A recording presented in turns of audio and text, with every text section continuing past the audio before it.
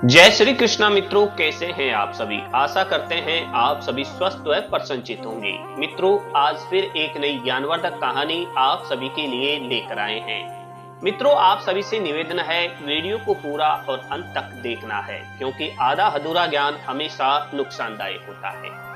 मित्रों, आज की वीडियो बड़ी खास होने वाली है, क्योंकि आज की इस वीडियो के माध्यम से एक घोड़े ने खोला है स्त्री का राज। जी हाँ मित्रों, एक घोड़े ने बताया कि किस तरह से किसी भी स्त्री पर आंख बंद करके विश्वास नहीं करना चाहिए। मित्रों, क्यों स्त्री पर आंख बंद करके विश्वास नहीं करना चाहिए, स्त्री कैसे धोखेबाज हो जाती है, मित्रों आज इस कहानी के माध्यम से हम जानने वाले हैं। मित्रों, एक घोड़े ने राजमहल का एक ऐसा सच खोला है जिसमें स्त्री के स्वभाव के बारे में, स्त्री के धोखे के बारे में बताया गया है। तो मित्रों, घोड़े ने बताया कि तीसरा गर्भ धारण करने पर रानी को क्यों छोड़ना पड़ा राजमहल, और 10 माह बाद एक पुत्र को लेकर वह क्यों लौटी। मित्रों, वह स्त्री, वह रानी किसका पुत्र लेकर वापस लौटी थी।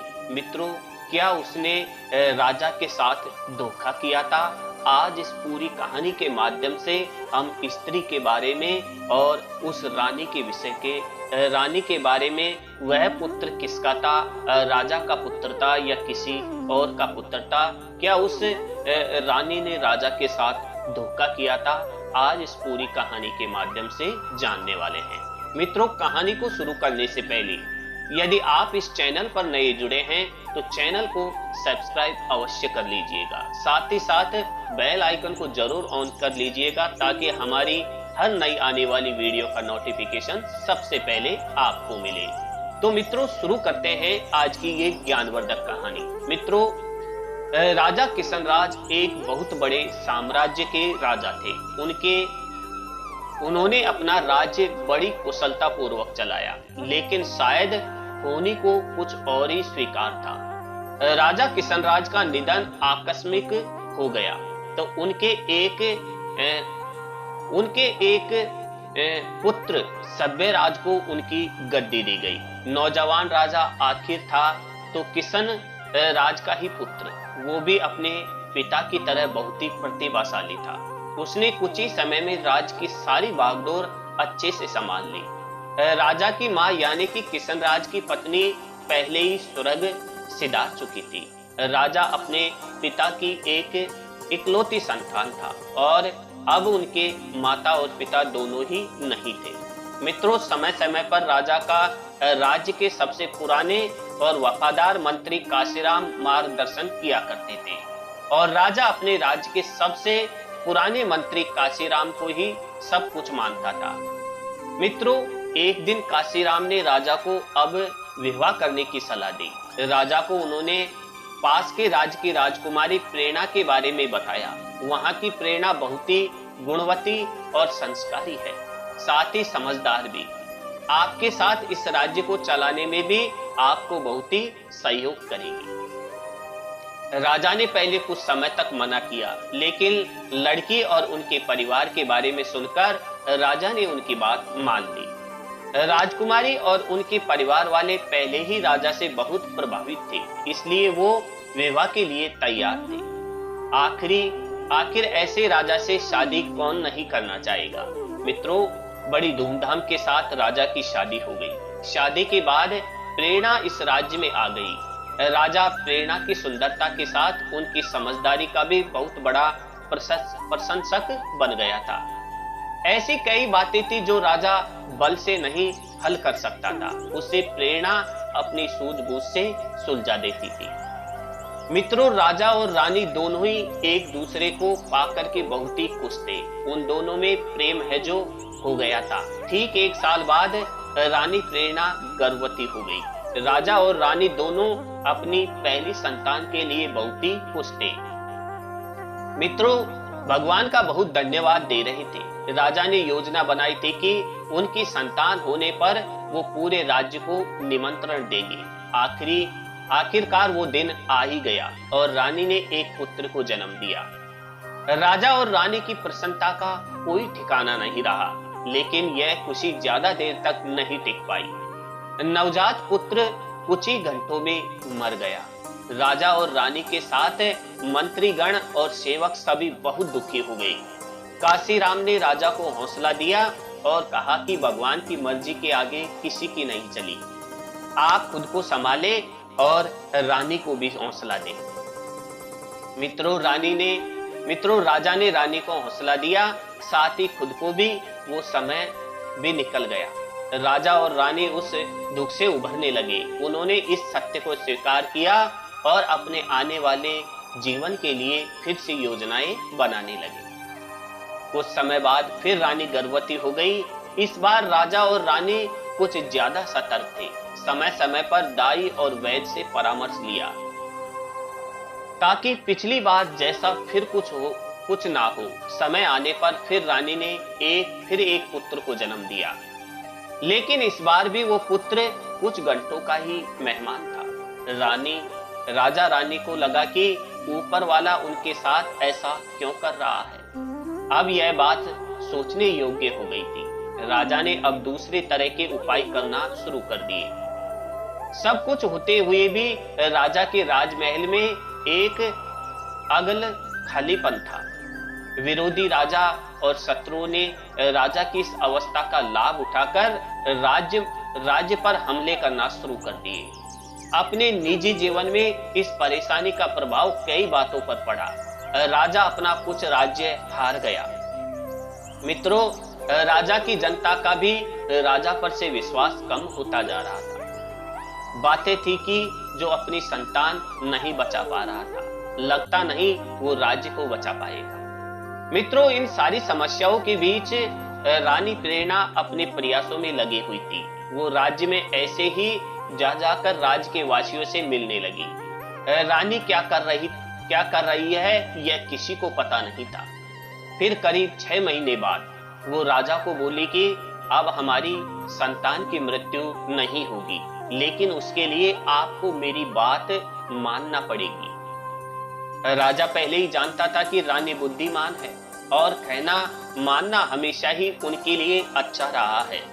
इसलिए राजा से झट से हाँ बोलते हुए बोला कि हाँ, आप जो बोले वैसा ही होगा। बताइए रानी। मित्रों, रानी बोली, आज रात के बाद मैं अज्ञात जगह चली जाऊंगी और संतान प्राप्ति के बाद मैं उचित समय पर वापस आ जाऊंगी।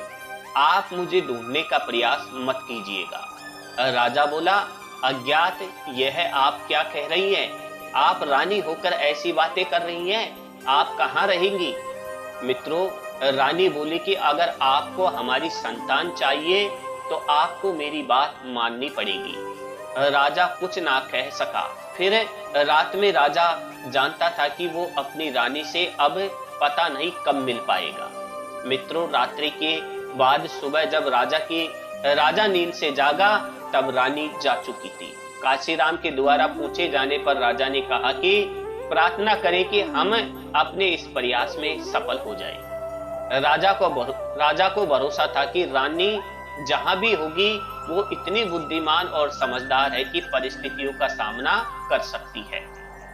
मित्रों, साथ ही उसे यह भी विश्वास था कि रानी जो बोल के गई है वैसा ही होगा। उनकी संतान इस बार जीवित रहेगी। इसलिए राजा अब अपनी विरोधियों से निपटने लगा। वो अब विश्वास से भरा था, जिसके कारण उसे इसके अच्छे परिणाम मिल रहे थे। फिर एक दिन अचानक 10 माह बाद ही एक सुबह रानी गोद में बच्चा लिए आई। पुत्र था करीब 1 माह का। राजा की खुशी का ठिकाना नहीं रहा। राज्य में भी उसने सभी को निमंत्रण भिजवा दिया गया। राजा ने रानी को धन्यवाद दिया, कहा, यह आपने कैसे किया और हमसे क्या गलती हो रही थी? मित्रों, रानी बोली, उचित समय पर आपको बता दूंगी। राजा अपने महल में नए मेहमान नन्हे राजकुमार के साथ बहुत खुशी जीवन व्यापन करने लगा। साथ ही राजा के राज्य का विस्तार होने लगा। मित्रों, लेकिन पुत्र के आने के बाद रानी में बहुत सारे बदलाव हुए। रानी अब पहले जैसी नहीं रही थी। ऐसा सोचना राजा का था। रानी राजा को अपने समीप भी नहीं आने देती थी, कुछ ना कुछ कारण बताकर टाल देती थी।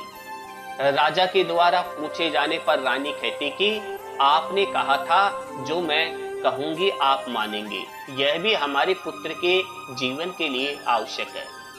मित्रों, राजा का पुत्र अब 2 साल का हो गया। रानी का समीप ना आने का प्रतिबंध अभी भी राजा के लिए वैसा का वैसा ही था। इतने समय के प्रतिबंध के चलते अब राजा के मन में कई विचार घर बनाने लगे। फिर एक दिन राजा को इस विचार ने पकड़ लिया कि शायद यह पुत्र उसका नहीं है, कमी शायद उसी में थी। रानी को यह पता चल गया, इसलिए रानी अब उसे अपने पास नहीं आने देती थी। मित्रों, अब उसे यह विचार हमेशा सताने लगा। अब हर बात और हंसने में वो अपने को अपमानित मान रहा था। राजा ने एक दिन रानी को पूछा कि आपने कहा था कि बच्चा कैसे जीवित रहा, आप बताएंगी। रानी फिर बोली, महाराज उचित समय आने पर बता दूंगी। मित्रों, राजा क्रोध में आ गया। बोला मैं कई दिनों आपके व्यवहार को देख रहा हूँ, आप कुछ बहुत ही बड़ी बात है जो हमसे छिपा रही है। यह बच्चा किसका है, आप हमें सच बता दीजिए, हम आपको क्षमा कर देंगे। मित्रों, रानी को राजा के इस तरह के बर्ताव से अचरज हुआ।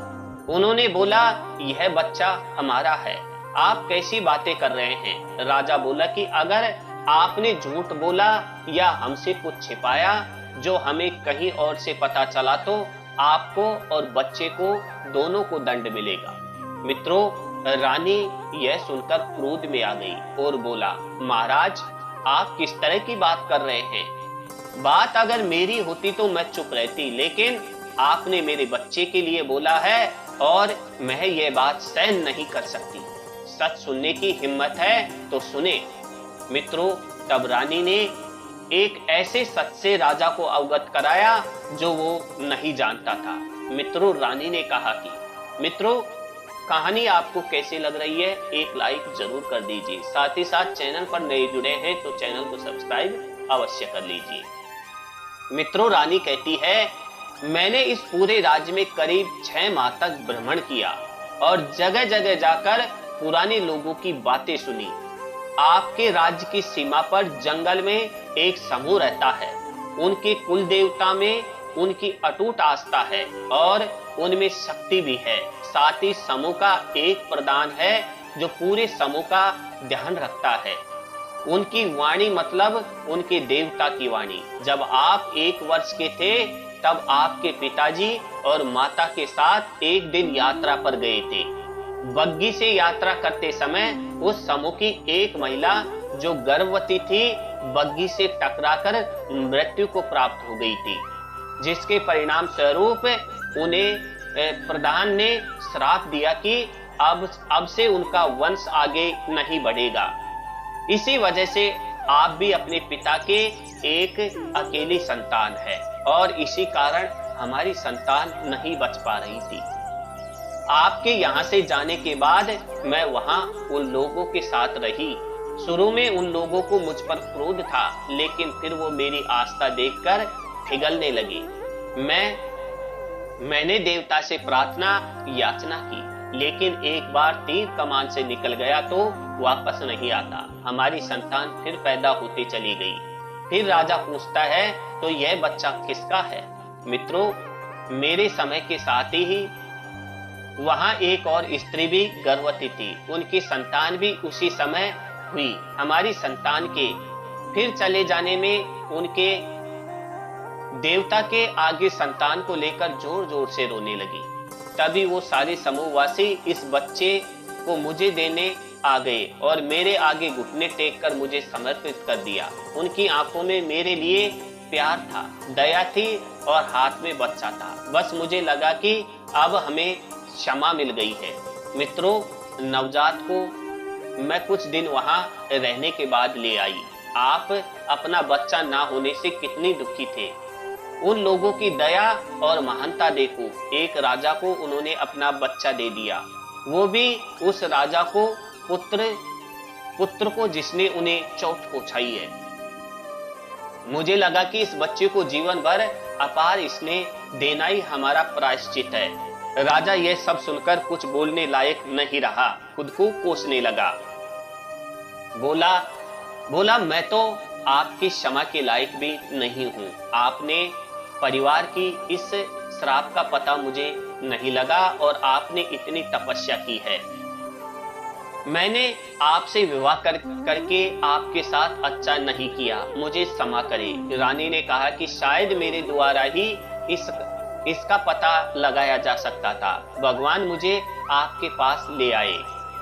फिर राजा भी रानी के साथ वहां उन सभी से भेंट करने और क्षमा मांगने गया और उनकी दया को स्वीकार करते हुए इस बच्चे को बहुत ही स्नेह करने लगा। तो मित्रों, ये थी आज की कहानी।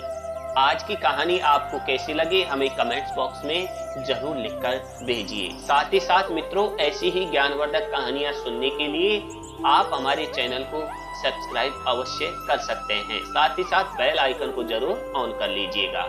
तो मित्रों, मिलते हैं एक और नई ज्ञानवर्धक कहानी के साथ। तब तक के लिए जय श्री कृष्ण मित्रों।